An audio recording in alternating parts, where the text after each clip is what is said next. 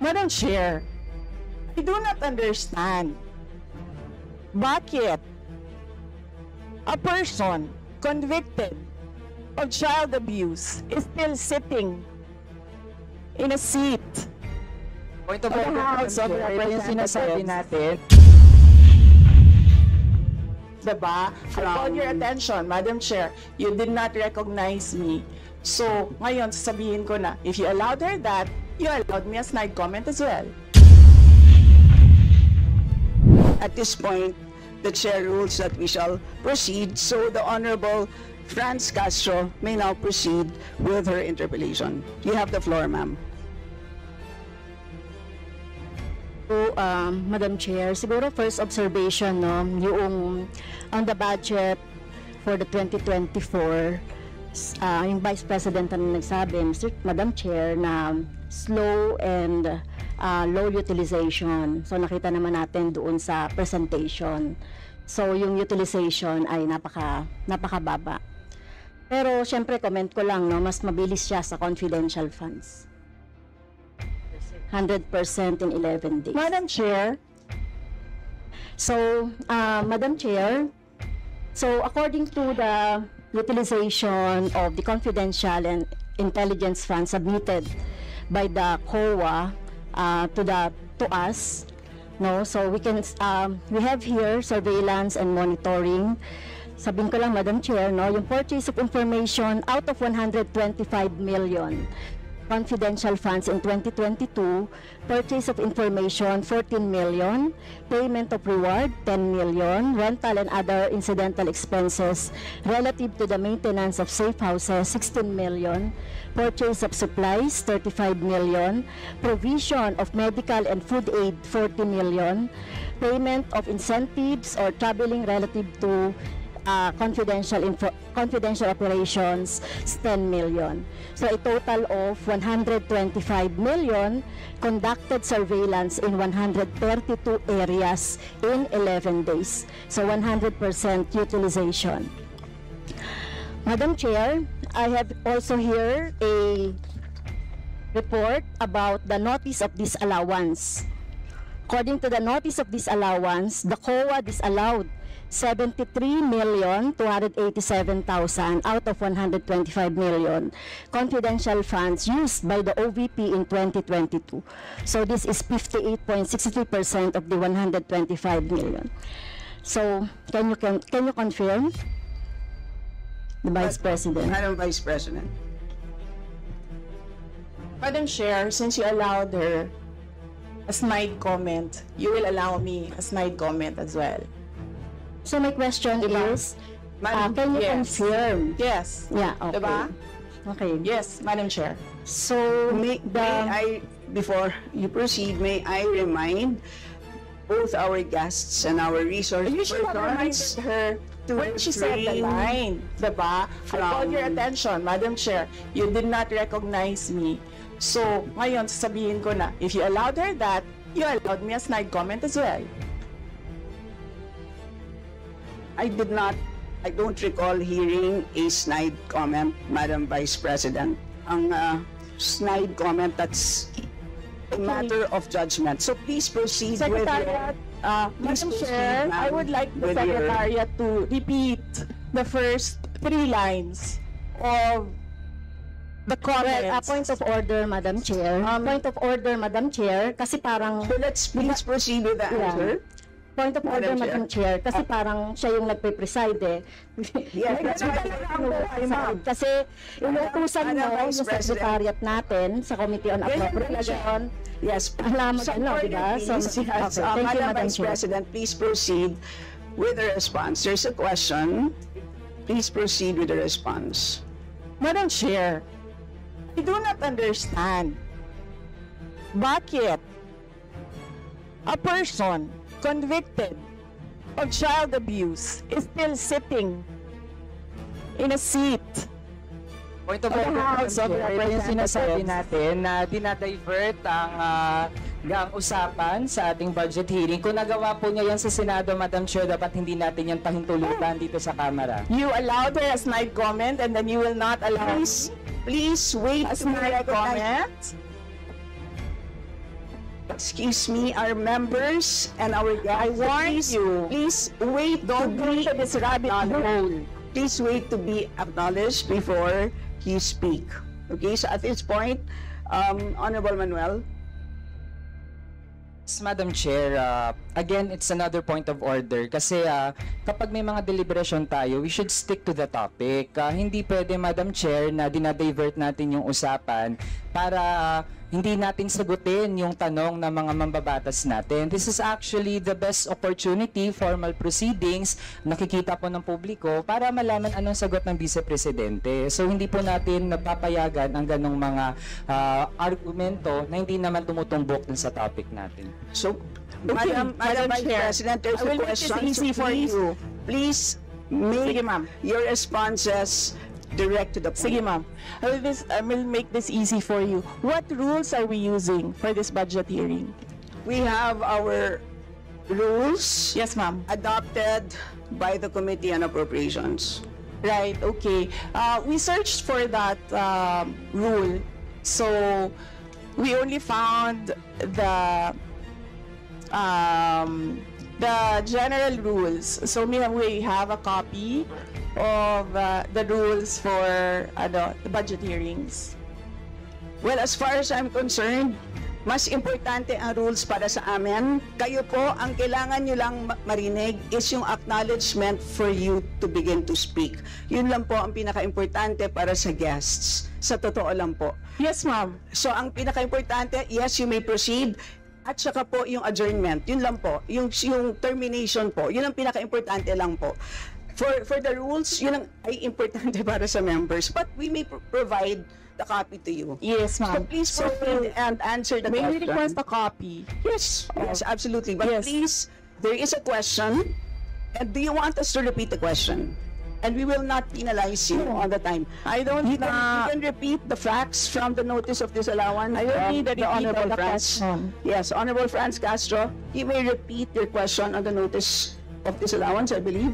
Yeah, tama, Madam Chair. So according to COA, the notice of disallowance is amounted to 73,287,000 out of 125. At ito po, Madam Chair, yung mga breakdown ng mga disallowed na mga na mga purchases. So reward payment of 10 million, payment of rewards, various goods, 34.857 million, payment of rewards, medicines, 24.93 million, tables, chairs, desks, computer and printers, 3.5 million. So, ang question, Madam Chair, so yung letter A, B, and C, so nakita naman natin nandoon yung sa joint circular. How about yung ito, no? How about yung mga tables, chairs, desktop, computer na umabot po ito sa 3.5 million. So, pwede bang maipaliwanag kung bakit ito pinurchase, Madam Chair? Madam Vice President. Madam Chair, I still request for the rules of the budget hearings. Okay, Vice gusto mo sagutin ko, ma'am. Yes, Madam. This is a hearing of the budget of 2025. Nasaan dito ang confidential funds? Yung tanong niya, Madam confidential Chair. funds. Nasaan dito? Honorable Madam Chair, Franz, you may ito yung continuing, continuing questions pa natin noong 2024, during the last budgets. Hindi na ipaliwanag itong 125 million na alam naman natin na wala ito sa budget ng 2022. So, ito, Madam Chair, sa rule naman natin, lahat dito tinatanong no? So, according to the budget, whether it is in the past, kasi nakikita natin yung utilization noong mga budget, kahit na yung past years, ay pwede nating busisiin dito, Madam Chair. Tama ba ako, Madam Chair? I will agree with you, the Honorable Franz Castro. You may proceed, Yes, Madam ma'am. Vice President. Yun yung sagot ko, ma'am. Nasaan ang topic natin dito at ang pinasubmit ninyo sa amin is the budget proposal of 2025. Where in the budget proposal of 2025 is the item confidential funds. Sa in aid of legislation nga ninyo, nakalagay nga doon sa rules ninyo, diba? The discussion should be germane to the topic. The topic is the 2095 budget proposal.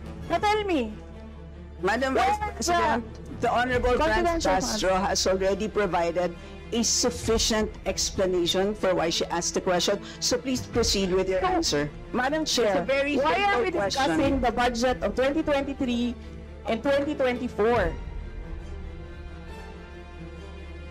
Honorable Franz Castro. So kung ayaw niya sagutin, Madam Chair, so let me go through na lang with my question kasi related naman ito. Remember, Madam Chair, pinestyon natin ito noong last year at yung 125 million na ito ay hindi ito maipaliwanag, no? Dahil nga confidential no? Nagtago sa word na confidential. At ngayon, kailangan nating maipaliwanag at it is in the interest of the people. Yung 125 million na ito, Madam Chair, kaya kailangan ito na mabusisi at kailangan ito maipaliwanag ng OVP. Kaya hindi tayo pwedeng questionin ng mga rules, questionin ng mga topic, etc. Dahil related din naman talaga ito sa budget, Madam Chair. Madam Chair, Yes, you may proceed. I request that the chairperson of the Finance Committee preside over this hearing. Madam Vice President, with due respect, you are not allowed to do that, Madam Vice President. You are not allowed to introduce any motion. You are a research person this Not- hearing, Madam President. I did Vice not move, President. ma'am. I requested, as your research person, I requested So that the your request chairperson is of the denied, committee. Madam Vice President. Just please answer the question. The issue on confidential funds falls squarely within our discussion of your 2025 budget. Narinig mo yung sinabi niya, ma'am? Narinig mo yung please proceed. nakikinig ka sa kanya kanina? Absolutely. Walang rules dito.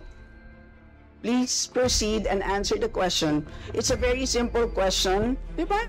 Please explain the specific spending on those items that she enumerated, amounting to a total of, Honorable Franz, do you want to Amounting repeat to a that? total of 73.287 million. So, dahil may notice of disallowance, so ibig sabihin, Madam Chair, illegal ito at not in accordance with the joint circular by the COA, BBM, and other related agencies. So, kung ito ay dinisallow, so ibig sabihin, illegal yung paggamit nito. Madam Chair, nitong mga items na binanggit ko po, Madam Madam Chair.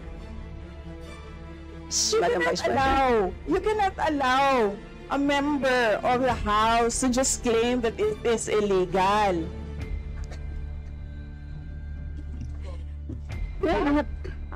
That is a Madam notice Chair. of disallowance. That is a procedure inside the Commission on Audit. Hindi sa upuan niya. Honorable Franz. Okay, thank you, Madam Chair. So, thank you for the explanation, Vice President. Okay, next. According to accomplishment report of OVP, it spent 10 million for payment of reward. So, Madam Chair, in 11 days, ilang tao kaya at magkano kada tao ang reward? In fact, COA disallowed the whole amount spent by OVP for payment of reward. Hindi ba, Madam Chair, questionable ito? Madam Chair, the invitation letter that we received from the House of Representatives.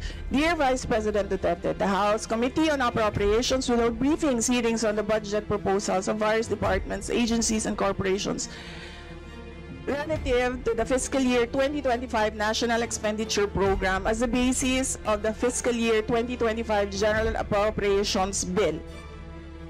Nasaan? Sa presentation ko kanina, ang haba. Ang confidential funds. Honorable Franz Castro.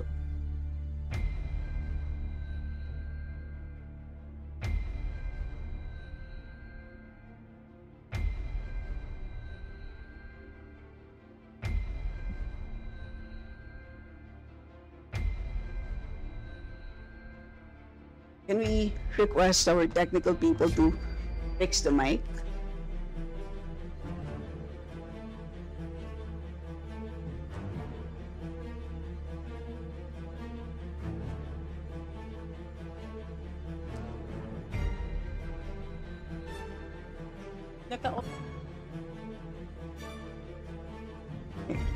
Can everybody check their mics and make sure that they're switched off para maka-switch on yung si Franz?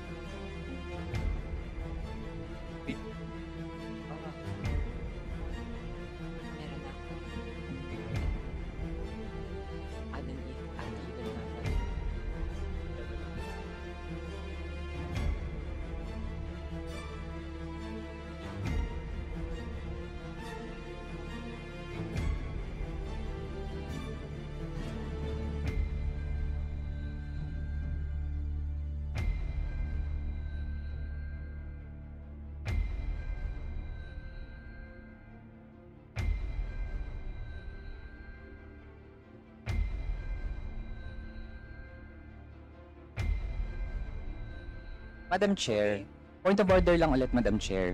Kasi kailangan lang nating ma-establish. I would assume hindi naman po pinanganak kahapon ng ating resource person. Practice po natin sa Madam House Chair, that is a bago polite po- remark. na para po tayo ay makapagtalakay ng budget na pinopropose para sa susunod na fiscal year, chine-check natin paano din gumagastos yung mga ahensya even in the current year and in the past year. Also, Madam Chair, Section 162, Rulings as Precedents, rulings on questions raised by members shall form part of the parliamentary practice of the House. At practice po natin since time immemorial na hindi lang po ang proposed budget yung tinatalakay. Kasi yung performance ay dapat bahagi din ng discussion. Yun lang, Madam Chair. Noted. Honorable friends, could you kindly check if your mic works? Okay, thank you, Madam Chair. So yun po, no, yung sinasabi natin kanina, yung payment ng reward, the resource person can answer this. Questionable, tingin ko ay questionable ito. Okay? So, next, according to the accomplishment report, isa sa pinaggamitan ng OVP ng confidential funds ay yung provision of medical and food aid. This is not allowed under the Joint Circular number 2015-01 dahil kailan pa naging confidential fund ang pagbibigay ng ayuda, or kung ito naman ay ginamit sa mga ginamit na tao o informant in 11 days. So paano kaya ginamit itong 40 million na ito, no, para sa medical and food aid in 11 days, Madam Chair?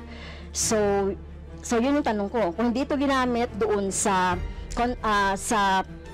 mga aids, medical aid or food aid, pero paano kaya, Madam Chair, ginamit itong 40 million na ito as a medical and food aid ng ilang tao in 11 days? So, yun po yung tanong natin, Madam Chair. Madam Vice President. Madam Chair, the subject of this hearing is the OVP 2025 budget proposal.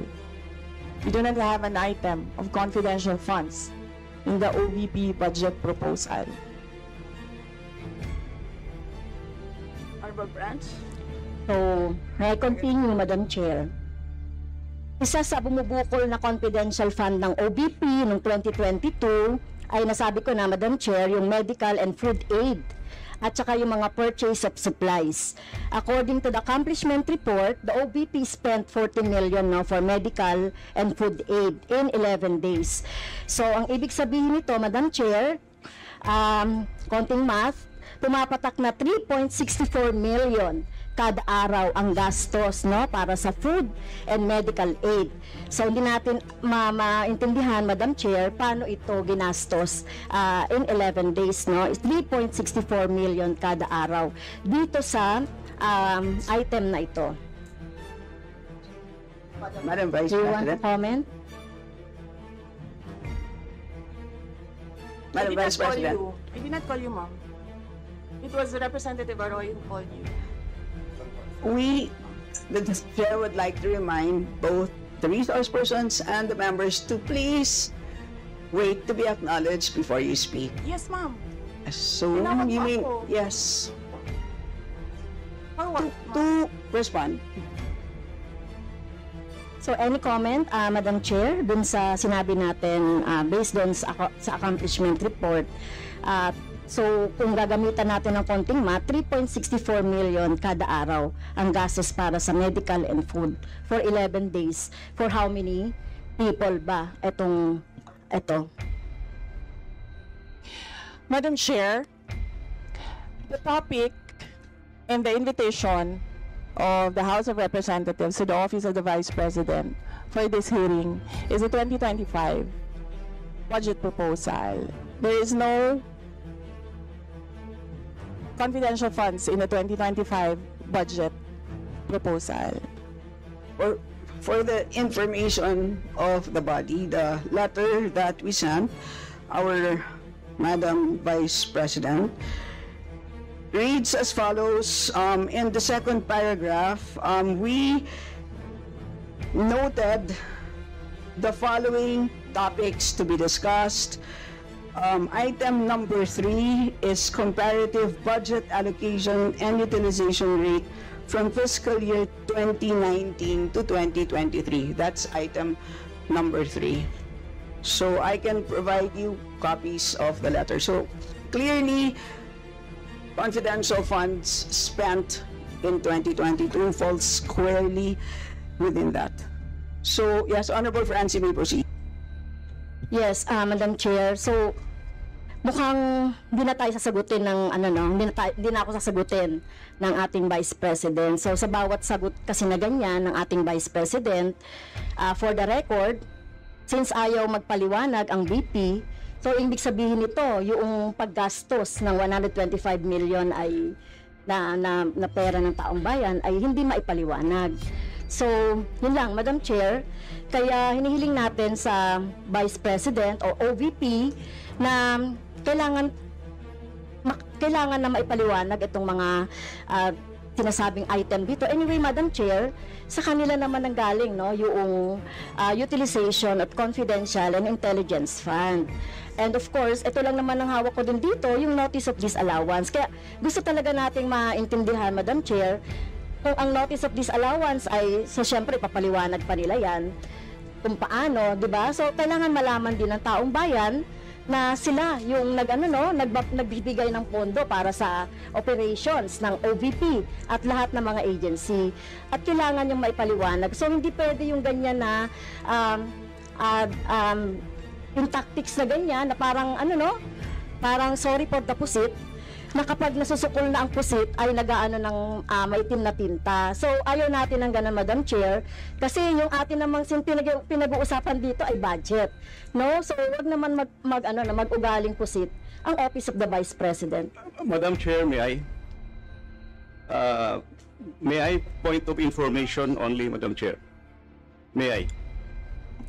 Madam Chair. No, sorry, wait. Before you, I'd like to, before we proceed to the next person on the list, I believe that our former President, Gloria Macapagal-Arroyo, would like to interject. Observation made in relation to the point of order, because in the beginning, it was settled that the issue would be the 2025 budget. And in all our hearings, to what I recall, when we want to question something about performance, we question the 2024 budget, not the 2023 budget. What is being questioned now is the 2023 budget, which was discussed very extensively last year. And that is the reason why the House removed the confidential funds. So that issue has already been, to my mind, for purposes of the budget hearing, laid to rest. So that's my observation, Madam Chair. We note that, Madam former President, but of course we know that yung pompondo ng 2023 ay of course pwede pa rin maging continuing appropriation hanggang 2024.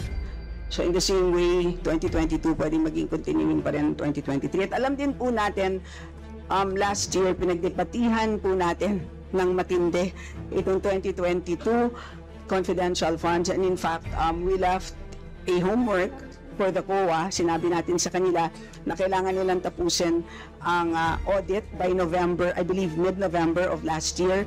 And since then, hindi na natin alam kung ano nangyari. So that's the reason for why pinadalakay natin ito. And it's a big amount of money. I believe we owe it to the people to understand what happened. Of course, tinanggal na natin noong 2024. Gusto natin malaman, tama ba yung ginawa natin? Kasi baka naman nagkamali tayo. So, I think it's worth assessing what we did in 2024 in order to know what to do in 2025. So with that, let's proceed with our next Madam Chair, interview. may I? Is this just a point of order? Not a point of order, but We will I'm only, just, we will, you may wish want to to be a be, rejoinder of what our you may wish colleagues- to be, unless it's a point of order, you may wish to be listed. I can put you here, sir. Parliamentary inquiry, Madam Chair. Yes, you may Parliamentary inquiry. proceed. May I ask if the resource person is required to answer a question that is related to a commission on audit notice of disallowance when she already said she's not going to answer. Also, the notice of disallowance is addressed to the office of the Vice President. And just to make it clear, a notice of disallowance is not a judgment. It is a request. It is an order from the Commission on Audit for the particular office to explain what are the particulars. At saka hindi na yan legislation side. That is already on the accountability side in the budget cycle. So, my parliamentary inquiry, Madam Chair, is that nagsabi na nga siya na hindi siya sasagot and it is related to the COA notice of disallowance. And just to add, sinabi na rin ni former President, it was thoroughly discussed in the previous year. In fact, tinanggal sa budget ng 2024 yung confidential fund. And we know that there's a pending case on that also. To discuss that further might somehow prejudice or be biased whatsoever. So, yun lang po, Madam Chair. Alright, salamat. On your inquiry, the only requirement is to provide a direct response on the question. Meaning to say, a response that is directly related to the question. Meaning to say, kung may question at ayaw niyo pong sagutin niyo ng diretsahan na hindi po ako sasagot dun sa tanong. Ang problema po kasi, ang response ay naging hindi related dun sa tanong. Halimbawa, may tanong, ang sagot ay paglalarawan doon sa nagtanong. So, hindi naman yon klaro na hindi yon directly related dun sa tanong. Kaya, yun po, I think it's a reasonable ask. If there's a question, you may or may not answer. You're not compelled. But you just please say, I do not wish to answer. That's it. At least we know it's a direct response. And with that, we move to the next Madam Chair. person on the list. Madam That Chair. is, Madam Chair. hindi na po tayo matatapos. Yan ang sinabi ko sa iyo kanina. Ayaw mo maniwala sa akin eh. Aabot talaga tayo ng bukas dito. Diba? Madam Chair. Is this an inquiry regarding... He said, Yes, and Yes, please, ma'am. I remind also Yes, our ma'am. resource persons to please act in a respectful manner. Pasensya na po, hindi po kasama sa poder ninyo ang pagpa-fire ng presiding officer ng hearing na to. So yes, you so proceed if po. you allow members of the House of Representatives lines like what you just said, like pusit, bakit mo ako kinu-crucify for saying a fact that somebody is convicted of child abuse sitting in the chair? Pusit, and then I cannot fire the presiding chair. So bakit? Yes, Bakit napaka-one-sided nito, ma'am? noted po. Dahil ba madami kayo dyan sa kabila at nag-iisa ako dito? We note all your comments, ma'am, and let us now proceed. Thank you, Diba? ma'am. Thank you, ma'am. Madam Chair, point of order. Yes, the Honorable Benny Abante. I just came in and I hear this. We're not talking about the budget, we're accusing each other here. I'd like to find out from the resource speaker if this is the kind of hearing that we're going to have. Sir, I am not the presiding officer of this hearing. I know, Yes, sir. but the thing is, you're asking questions, Madam Chair. The resource speaker does not have any right to ask questions. Or do you have? Where is that Madam Vice in your rules that Madam a Vice resource President, person this is a cannot budget hearing. request for clarification? Some order, please. Some order, please. Yes, Honorable Benny Abante, may proceed. I'm just asking a question to our resource speaker, you know, because she's asking a question and she's accusing some of the members of this committee. I just would like to find out if we are the ones that have the right to ask questions and her right is to answer the questions of the committee. Okay, so we Yun po sa akin yung point of order, Madam Chair. Yes. You understand me, Yes. Madam Vice President, am I right? No, sir. I'm gonna ask the chair to ask you to clarify what are my accusations. Please wait to be recognized, ma'am. Pasensya na po. So again, I'd like to remind our resource persons that you are here, you're invited to answer, to present, and you've done that. Thank you very much. And at this point in time, you're here to respond to the questions of our members, and we request you to please respond in a direct way. So, with that, I'd like to recognize from the majority the Honorable Milagros Aquino Magsaysay.